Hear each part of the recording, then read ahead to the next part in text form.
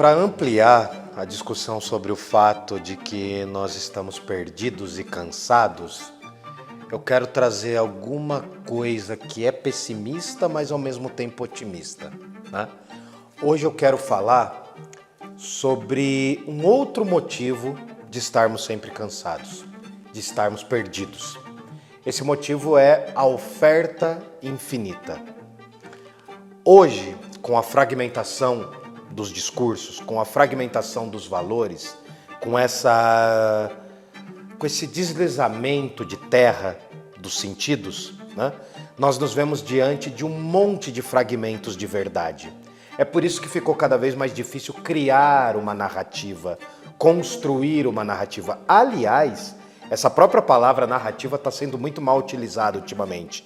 Mas isso não é um acontecimento de agora, não é um fenômeno recente.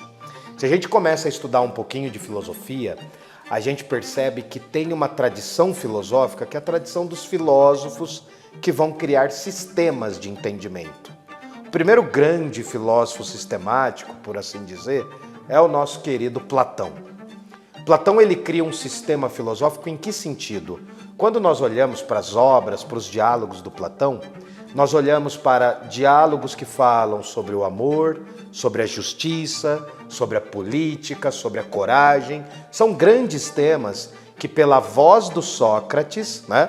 Porque um dos personagens principais dos diálogos do Platão é sempre o Sócrates, pela voz do Sócrates nós ouvimos um grande e profundo debate sobre algum tema. Basicamente os diálogos do Platão são isso. Mas a gente tem que entender mais aqui no dia a dia, nas coisas do cotidiano. Quando eu falo oferta infinita, né, quando eu falo essa oportunidade infinita de coisas, eu estou falando basicamente do fato de que nós estamos sempre informados. Com o acesso às mídias, com a tecnologia, essa conexão, esses aplicativos, nós estamos num estágio de fascínio e hiperexcitação diante da realidade. Então a gente olha para a realidade das telas e olha que eu estou falando de uma geração que não nasceu com o celular. Os mais jovens já nasceram com o celular. Quem é do final do século XX para cá já sabe que os celulares é um cotidiano. Mas nós tivemos esse fenômeno em nossas mãos e hoje a gente não tem uma tela apenas, a gente tem o mundo todo. Então a oferta de cursos, a oferta de estudos, a oferta de conhecimentos, de hobbies, essa oferta de crenças. Hoje, crença é um negócio. Né? A gente vê as pessoas monetizando em torno da fé, em torno dos conhecimentos e faz parte, está como parte dos jogos no mundo digital. Mas isso tudo mostra justamente a fragilidade dos momentos que a gente está vivendo agora. Porque isso tudo reflete a fragmentação desse real.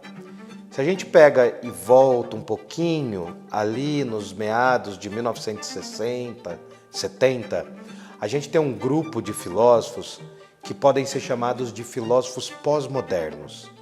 E qual é a importância deles? Porque eles já falavam isso que nós estamos sentindo agora. Eles já eram uma espécie de sismógrafo para o terremoto que nós estamos vivendo agora dos valores.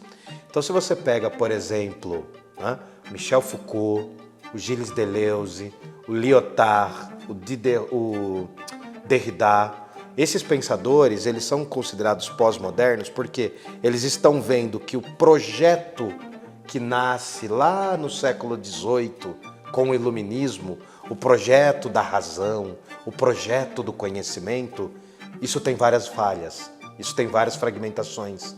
As próprias formas narrativas parecem que não dão mais conta. E aí vem, nas entrelinhas desses filósofos, a ideia da suspeita. Já percebeu que, por mais que a gente goste de um conteúdo na internet, a gente está sempre suspeitando um pouco dele?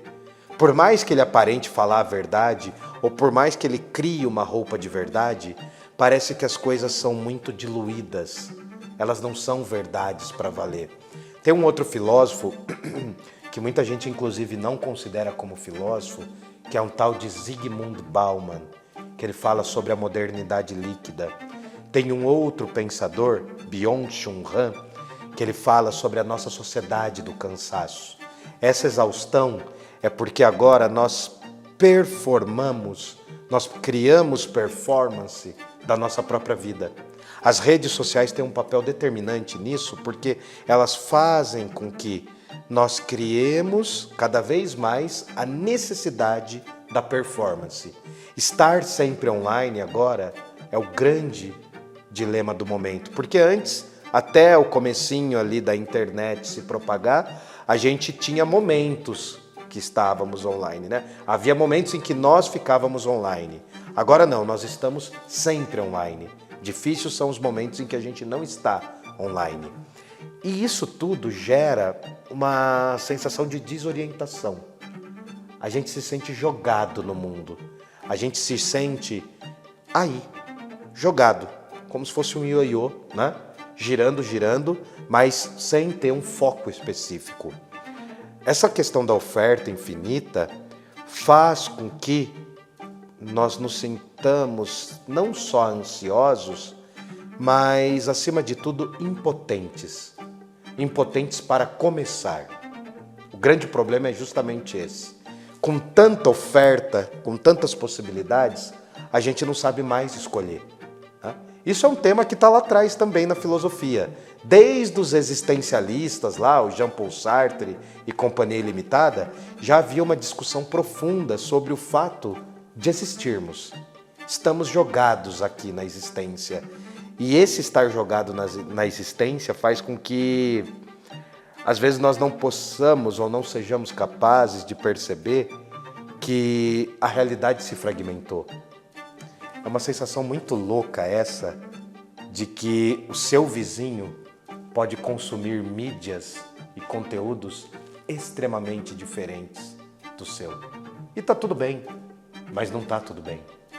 Esse esgotamento, avançando um pouco aqui no nosso tema sobre filosofia, esse esgotamento ele vai ser uma sensação permanente, pelo menos por mais uma ou duas gerações. Eu acho que como nós estamos ainda na fase do fascínio pela internet, ainda é muito difícil distinguir o que é e o que não é saudável para nós mesmos. Nós somos as gerações diretamente impactadas pelas redes.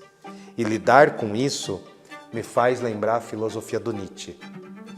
O Nietzsche tem vários textos interessantes e tem um texto muito provocador que ele fala que o chão embaixo de nós acabou, ruiu, foi destruído. Não há mais fundamento, perdemos esse fundamento. E ele faz uma relação muito interessante com um barco que estava no porto e agora precisa se lançar ao mar.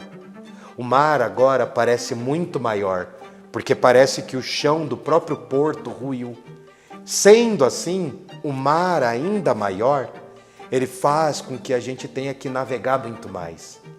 E por mais complexa que seja essa sensação da oferta infinita, do Tinder na mão, das plataformas de streaming na mão, dessa relação cada vez mais líquida com o cotidiano, cada vez mais dissolvida, eu quero dizer que a gente continua aqui, tentando oferecer, no meio dessas muitas possibilidades, uma informação sólida, embasada em conhecimentos, que busca trazer uma certa noção de racionalidade, que busca dizer a você que você não está só, que a gente pode ser um bando de sozinhos, todos juntos. Então, caminhar por meio das artes, discutir os conhecimentos, discutir o que a filosofia proporcionou ao longo da história, discutir o que é a história do Brasil, o que é a educação e a necessidade dessas coisas, aparentemente parece inútil. Mas é nessa inutilidade que essas são as coisas mais úteis que a gente pode ter. Em meio, de um tecido social, de uma malha cultural que está desfiando, buscar as respostas, ou melhor, aprender a fazer perguntas é a grande proposta. Por mais que haja oferta infinita, as perguntas de onde viemos, o que estamos fazendo e para onde vamos, continua. Então, isso aqui é um convite. Esse Filosovida é um convite para caminharmos juntos. Se o oceano ficou maior e o barco ficou infinitamente menor, a gente não pode reclamar do tamanho do barco, mas sim das possibilidades para onde nos leva esse oceano do conhecimento. Era isso. E esse foi o segundo Filosovida.